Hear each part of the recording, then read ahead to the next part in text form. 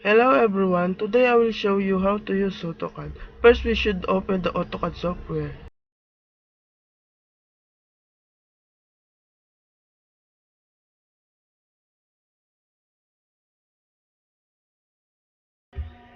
And then you should choose metric than imperial.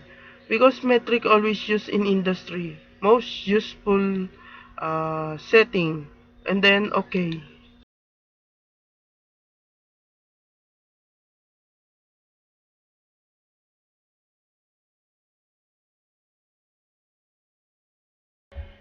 After that you should right click and then click option.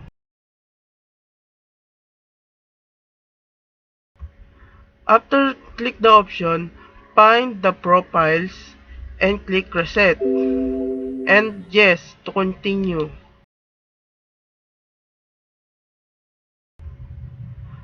After that, click OK. Close this sheet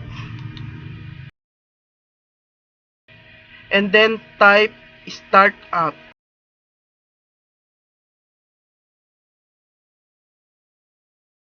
Click enter.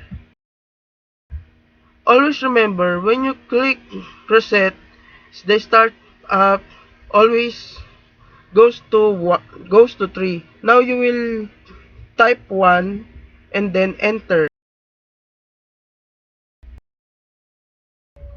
That's it. Now you can start to work your anything you want in AutoCAD. Thank you for watching.